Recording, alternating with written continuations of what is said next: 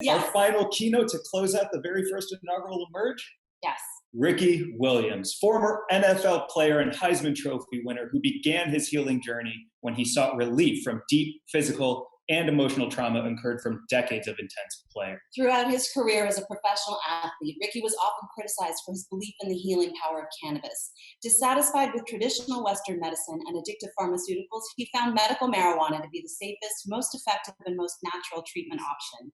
While he found peace and relief in his healing, cannabis also complicated his storied NFL career, which ultimately opened the doors to his new life path as a holistic healer. Ricky is viewed as a leading visionary in the movement toward a cannabis based approach to wellness. Ricky has become well known for his work as a holistic healer and has immersed himself in the study of evolutionary astrology, as well as other healing modalities, including Ayurvedic medicine, cranial sacral therapy, meditation, pranic healing, and yoga. He just nodded because I got it right. You got it.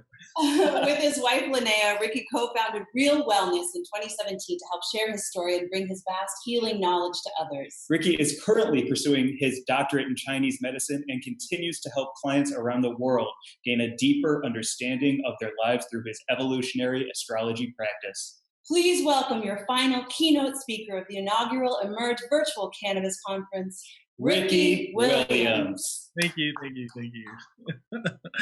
Well, I want to say it's an honor to be the closing keynote speaker. You guys mentioned astrology. I'm a Gemini, and I like to talk, and so this is wonderful. And part of my bio, and I really enjoy hearing it because it's a great reminder about where I've come from, but more importantly, where I'm headed. And it's not just me. I think it's where everyone is headed. And so, you guys mentioned that I started off as a professional football player. Had a wonderful collegiate football career in college. Made the jump to the next level to play in the NFL, where I discovered cannabis. And at the time, it seems like so long ago, but at the time, people's attitudes about cannabis were still quite archaic. And specifically, the NFL had very strict rules about cannabis use. And I failed a drug test in the NFL, and I was put into the NFL's substance of abuse program. And the nature of this program was I felt like a criminal. Anytime I had to leave town, I had to call the NFL, tell them where I was going, the address I was staying, so they could make sure to test me 365 days of the year. And as I started the program, I was being tested 9 times a month, and that's a whole bunch. This went on for 2 years, and I was able to pass all the drug tests and continue my NFL career. Actually, the year that I failed the test was the year that I led the NFL in rushing. So interesting connection there.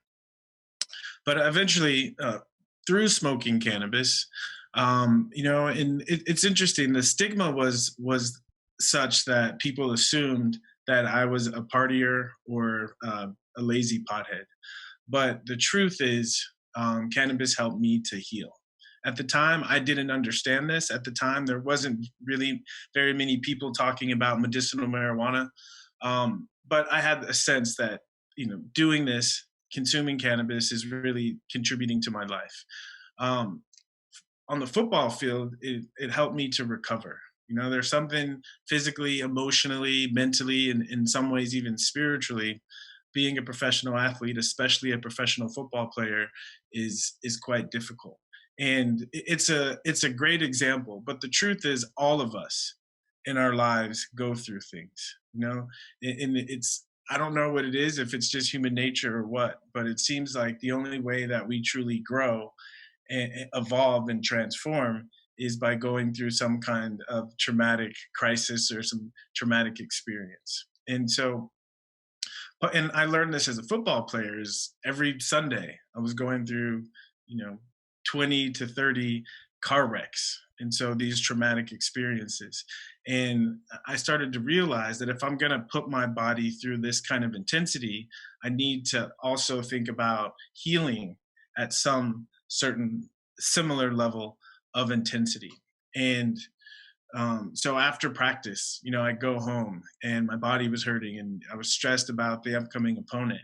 And my ritual of rolling a joint and smoking a joint or two at night really helped my body to recover. But more importantly, it helped my mind and my spirit to recover. I've heard Steve D'Angelo talk about the oh shit moments, and he talks about at the end of the day, coming home and consuming cannabis and then reflecting on his day and those moments where he did something that he wasn't proud of, and then in his mind correcting it and doing something about it. Okay. This is something that I'm going to come back to later as I expound on the healing qualities of cannabis. But let's remember this. Okay. And so, my own ritual, it helped me to be prepared to go back to work the next day and go at it again. Right. But eventually I got into a point where I realized, the lifestyle that I'm trying to create, where I'm headed, isn't consistent with my job as a football player. And I decided to retire from the NFL. And it was a very scary moment because, the moment before I picked up the phone to call the NFL and tell them that they can take their job and shove it, I, they say before you die, your whole life flashes in front of you. And I had one of those moments where I went to pick up the phone, and as I picked up the phone, I saw my whole life flash in front of me.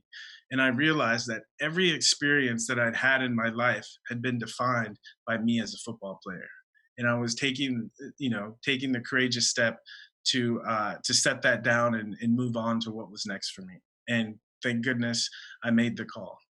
And after this, my life was wide open and I had a lot of questions. Okay. A piece of the story that I'm leaving out is before the suspension, it was made public that I failed the test for smoking marijuana. And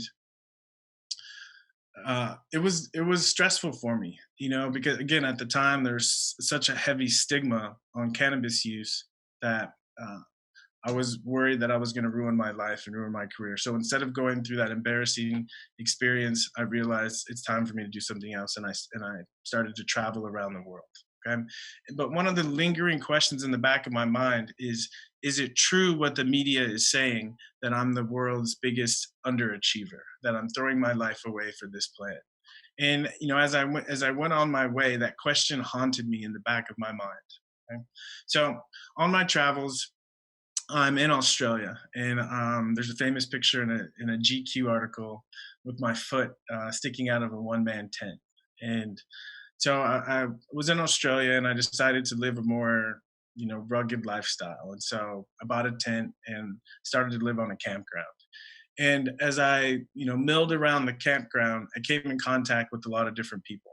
And one of the people I came in contact, we struck up a really interesting conversation, and he handed me over a book. And the book was on something I'd never heard of called Ayurveda. And going through this crisis in my life, I'd been doing a lot of thinking. And one of the ways I understood what was going on in my life was I started to think about cycles, in seasons, right? Every year we get spring, then comes summer, fall, and winter. And these cycles go on and on. And something in nature that I noticed was when a season moves from spring to summer, right? Or from summer to fall, or fall to winter. Fall to winter is a good one because the trees start to lose all their leaves, right? They're beautiful leaves. They start to fall off. And the trees don't freak out because they know that the cycle is coming back around. They're used to this cycle. And so as I started to wrestle with the idea of I'm leaving my identity as a football player, it made sense to think of, okay, this is just part of the cycle. And the season of football for me is coming to an end. And now a different season is starting to begin. I had no idea what that season was, but I had a sense that it was coming.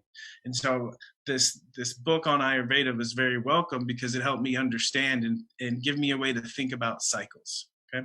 So fast forward a couple months, I fly back to the States, and I come to the realization that I've been a football player my whole life and I don't have any skills. There's nothing that I really know how to do except for play football. And so I started thinking to myself, what do I want to do with my life? And as soon as I had that thought, that book on Ayurveda popped into my mind. And so, of course, I went on Google and I Googled Ayurveda, wondering if there was a place that I could study this stuff in the United States. And synchronicity had it that there was a program that began in 2 weeks. And so I signed up for this program and I started to study this thing called Ayurveda. Right. So within 2 weeks of studying Ayurveda, I came across a reference to cannabis sativa in the textbook. And for me, that was really the first time that I started to consider and think about cannabis as medicine. Okay.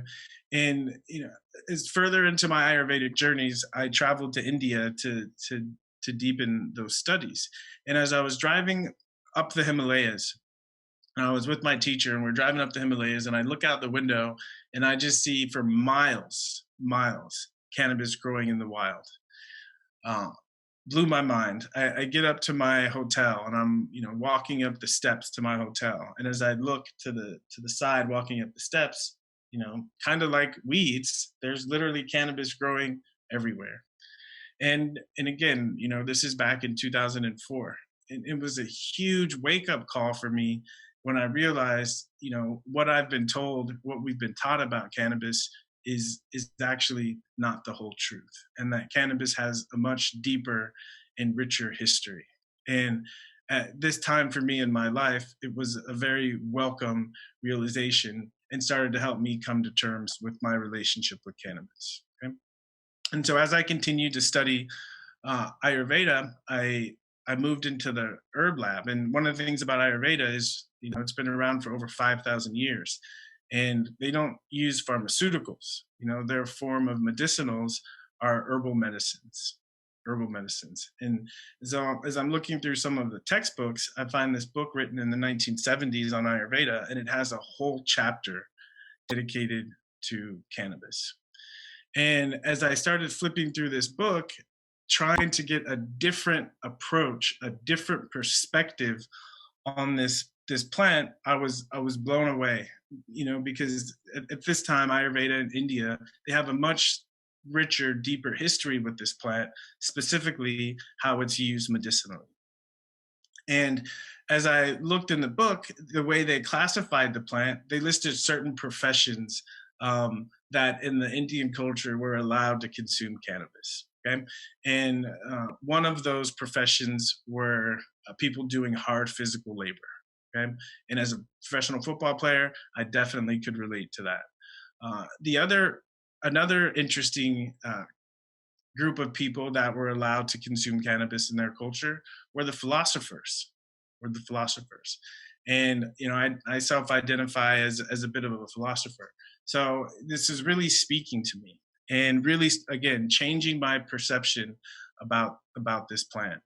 And as I dove even deeper into my studies and started to learn how in Ayurveda how they used cannabis, I realized that as we look at even the way we look at medicinal marijuana in the West, we tend to still look at it from an allopathic Western medical perspective.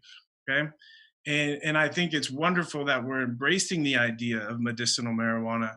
But I think my suggestion, and I think this is a rich area for moving us into the future, is to consider looking at cannabis medicinally as an herb and approaching it the way that herbalists approach herbal medicine. And I think that if we can do this, we can start to understand how to use cannabis in a way that maximizes the benefits and ameliorates the side effects. Okay, so as an example, and mentioned in the bio was that I'm currently studying Chinese medicine, another holistic alternative health system that has been around for several thousand years that uses herbs primarily as their medicinals. And there's a long history in Chinese medicine of using cannabis. Interestingly enough, one of the most prescribed medicinals in China are hemp seeds. They're considered a laxative. So if you are having dry stools, check out hemp seeds. So you know, I'll give you an example of what I mean by looking at cannabis the way that herbalists look at cannabis. All right. So from an alternative perspective, this is Ayurveda. This is also Chinese medicine, and I'm sure most other natural types of medicine. You know, is they say a couple of things. They say first you have to understand the person coming to see you. Okay. Secondly, you have to understand the imbalance that the person is suffering from. And third, you have to understand the potential medicinals that you can use to prescribe to the person to help bring them back into balance. Okay. And, today it's common to hear the terms traditional medicine, holistic medicine, alternative medicine. But really, what it comes down to when we translate that word into our American vernacular, it really is preventative medicine, right? It really is preventative medicine. In Chinese medicine, they have a saying that giving someone medicine after they're already sick is like forging your weapons after the battle has begun, right? And so, to start with, if we start to think about cannabis in a more natural, alternative healing herbalism perspective, we can start to think of how can we use cannabis to prevent illness and to prevent disease. Okay, that's definitely one question and one issue. All right. Secondly, what I mentioned is the idea of understanding the patient or understanding ourselves. Okay, a simple example is one of the first things that you learn as an herbalist or natural medicine is something as simple as temperature, right? That some people run hot and some people run cold. There's some people that, in the winter, you know, they don't like to wear pants or they don't like to wear a jacket because they tend to run hot, or their face is always flushed or red because naturally they tend to run hot. Or there's some people in the summer, right? You have some friends, usually women in the summer, right? They have a couple of sweaters on and a scarf, right? These are people that tend to run cold. And so from an herbalist perspective, someone comes in and they're having some issue or some ailment that's going on. One of the first things that I try to decipher is this a disease where there's too much heat, not enough heat, too much cold, not enough cold. Okay. Next thing, right? I try to understand, is this what we call an excess or a deficiency, right? An excess is, someone has too much of something that they don't need. A deficiency is someone doesn't have enough of what they need. A good example is, someone is having a difficult time gaining weight. Okay. If it's an excess, right, it could mean, well, usually someone having a difficult time gaining weight, it means that there's some kind of deficiency, right? That their body isn't able to transform their food into tissue, into sustenance. And so we have to find a way to deal with that. And this is a good opportunity for someone to prescribe cannabis, right? Is that what we found with cannabis is wonderful at increasing the appetite. Okay. But also an example here, we notice that when we consume cannabis, that our eyes get red.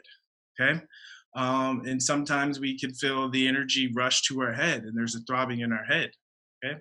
This is a sign of the nature of the cannabis plant, is that it's a heating or a warming plant. Is that when we consume it, right, we see the signs of heat, i.e. red eyes. And heat also, the digestive fire starts to stoke, and this is what creates the munchies or the hunger, right? That digestive fire starts to burn and it needs some fuel. It needs something to be put into the body. Okay. And these are just very rudimentary examples of the difference in the way that we use natural medicine. And I don't want to make it sound like I'm disparaging Western medicine or science, because I think this is a big part of it. But again, my main point here is the starting point is how do we keep people healthy? How do we prevent illness and how do we prevent disease? And how can we use cannabis in order to do that? Okay. So back to my personal story. So I spent it ended up being a year away from football where I traveled and I studied Ayurveda and I started to change my relationship to cannabis. Okay. But at the same time, the team that I retired from, the Miami Dolphins, told me that they had the right to sue me for $9 million for breaching my contract. And that convinced me to come back and play for a couple more years. So I came back to play for a couple more years with a different set of understanding about healing, about my body, and about wellness. And that last half of my career, I was able to move away from using pharmaceuticals. And right now people are talking about the opioid epidemic, and the truth is, hopefully it's changing a little bit. But when I played, after a game, a trainer would come around the back of the plane, and he'd have his pills ready, and he was handing them out to anyone who asked for them. And I can understand, again, because football is a brutal sport. But what really got me was one day I was sitting in the training room, and I was watching players come in one after the other, after the other, after the other, taking their shot in the butt. And the shot in the butt is something we call Toradol. And it's great because you take a Toradol shot, you don't feel any pain. You can practice, you can play, you feel like you're 12 years old. If you don't take the Toradol shot, for most guys, you feel like you're 85 years old, your whole body hurts, it takes half of the practice to get warm. And so but I'm just sitting there watching the guys come in, and I'm thinking to myself, there's got to be another way. Okay. But I was under some constraints because I was in the NFL drug program, again, being tested 9 times a month, but I had to figure out a way to do this. And so I developed it was experimental because I definitely could have got caught and I would have been in a lot of trouble, but I developed an experimental routine for myself. And what I would do is after practice, they would never test me 2 days in a row. So I know if I got tested on a Monday that I had at least 2 days before I was tested again. And so what I would do is I realized that I could take 3 hits from a joint and still pass a drug test the next day. And so I had to get really conscious about my cannabis use. And so I would take two hits of my joint, and I would go through one of the yoga routines that I learned while I was studying Ayurveda. And what I started to find was by consuming the cannabis, it helped me to be more in touch with what was going on in my body, which is a major difference if you think about the effect of pain medication. It's typically when we take pain meds, it's to cut ourselves off from what's going on in our bodies. Okay, and this is great if you're recovering from surgery, but if you're a professional athlete and you need your body, and the awareness of your body is something that you desire, then cutting yourself off from your body, not a good idea. So I started to notice consuming cannabis helped me be in touch with my body. And as I went into the different postures and the different stretches, I could go into where I had tightness and really take care of my body from an internal perspective. Okay. And I found this to be a wonderful way to prevent me from dealing with injuries, from getting hurt. And, after I came back from my suspension, I ended up playing the rest of my NFL career, not having to use pharmaceuticals and not having to deal with major injuries. Okay?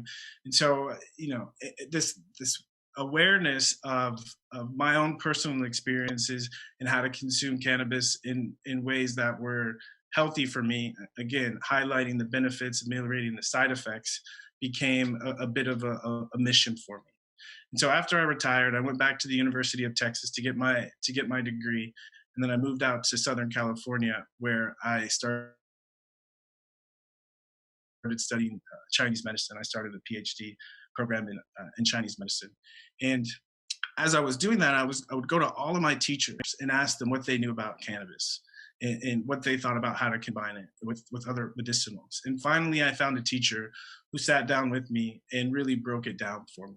And what I've done is I parlayed that information, that knowledge, into the company that my wife and I started, Real Wellness. And so several years ago, a friend of mine, old teammate Kyle Turley, and you guys might know him. He's done a lot of advocacy work in the cannabis space. And he called me up and he said, "Hey, there's a big cannabis conference in Phoenix. Why don't you come and tell your story?" And my first response to him was, they have cannabis conferences. At the time I was living in Texas, and it just blew my mind that this was going on. But I've been receiving a lot of flack from people in Austin about my cannabis use, and so I kindly told Kyle, no, thank you. Okay, I hung up the phone and waited a couple minutes and started thinking about it, and I realized, everyone knows I smoke anyway, so what does it matter? So I called him back up and I said, I'll do it. And I flew out to Phoenix. This was back in 2015. I flew out to Phoenix and had one of the most amazing experiences standing on a stage with several other retired athletes and speaking my truth, telling the truth for the first time about my cannabis use and how it helped me. Aside from it being just a very powerful and cathartic experience, after I was done speaking, I was walking the floor of the conference, and probably 24 people came up to me, and they shared with me stories about when I came out after I retired for the first time with my cannabis use, and said that it really empowered them, that they were dealing with parents or coaches or teachers that were giving them a hard time about their cannabis use. And as I went through that experience, a saying of my mom's popped into my head that my mom would always say, go where you're celebrated, not where you're tolerated. And something really stuck. And I started doing more and more of these conferences. And as I started to walk the floor of these conferences, people approached me and said, hey, you got to do something in this space. The industry is really growing. You really need to be a part of it. And so I started thinking to myself, if I'm going to step into the cannabis space, what do I want to do? And as I thought about it, I flashed back to going into dispensaries. And again, this was several years ago, going into dispensaries. And although in California, we were a medical state, and I'd go to Colorado in a recreational state, both places looked exactly the same. I didn't understand why they called it medicinal marijuana. I didn't see very many medicinal products in the stores. And so I started to think, if I'm going to come into this industry, what I'd love to do is make medicine. And so I took the knowledge of studying herbs, and I've taken my knowledge from my personal study of cannabis, but also the knowledge of my mentors and teachers. And I started to put together herbal formulas that combined herbs that we hear about, like chamomile, feverfew, angelica, with cannabis. And we started off launching in dispensaries. And we had 2 vape cartridges. We had one called Serenity, which had 6 herbal herbs that are really good for relaxing us and settling us down, and a 3-to-1 CBD to THC ratio. The other vape we had was called the Head Ease, and was 4 herbs that are really great for headaches, specifically migraines, and also with THC. And we launched a couple of products in the CBD space, and it was very interesting introducing truly medicinal plants into the space. And from what I could tell, attitudes of people still weren't ready. And I think if we're going to bring cannabis forward medicinally, I think we have to move away from the Western perspective of looking at cannabis, at least temporarily, to really understand how this plant works, where it comes from in its natural milieu. And I think this is extremely, extremely important. And I think related to this, and there's so much going on in the world right now, and I think what I'm speaking about specifically right now, in my mind, is how do we allow cannabis to grow and to expand and to be able to reach and touch more people. And I think it's up to us to be creative and to reach out and talk to people and really get feedback about their experiences, how they feel, and what they think about this plant. Because a big part of what I'm noticing we have to do is we have to do a better job of storytelling. There's been so many years of being told, of the story being put on us, of being conditioned about the story of what cannabis is. And I think as it's emerging now, I think we have to be upfront about the way we tell stories with cannabis. And I understand we're we live in a world where allopathic Western medicine is the gold standard, but we're bringing something new and fresh. And I'm going to repeat it again. I think we need to refresh our perspective and our attitude in the way that we look at this plant. Okay? And I don't want to sound too revolutionary, but I will. Institutionalized racism. It's about equality, and it's about making sure that we take care of each other. Okay? And to quote a line from one of my favorite Steel Pulse songs. Okay, give us back our witch doctor, right? Give us back our witch doctor. Okay, and I just a little bit of history lesson about how cannabis got to America. So when the Portuguese, they were the biggest slave traders. When they went to West Africa, put the slaves on the ship and brought them first to South America, specifically Brazil. One of the things that the slaves made sure to grab as they left their homeland were the seeds. And so they got to Brazil, they started to plant the seeds and cannabis started to grow. And the slave owners, because they saw that when the slaves consumed cannabis, that they worked harder and they tended to complain less, that the slave owners let them keep it. Well, this spread from Brazil all the way up through Central America and finally up into the United States. And so I think specifically, and as the race relations around cannabis in America have evolved, it's been one of the greatest tools in the hands of law enforcement to persecute African Americans. Right?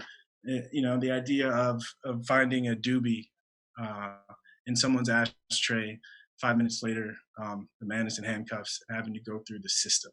Okay, I can go on and on and on about all the injustices that have mainly affected dark-skinned, brown and black people around cannabis. But the point I'm trying to make is, outside of the politics and the war on drugs, is that I think there's something deeper here. Is that usually brown people come from more collectivist indigenous cultures, and herbalism, including cannabis, was a very big part of our medicine. And so, with all of the work to try to create more equality, I think it's important to understand the roots and the possible deeper connections that we have to all plants, but specifically to cannabis. And to inform ourselves, to keep this in the back of our minds as we think about moving into the future. How do we tell an inspiring different story about cannabis?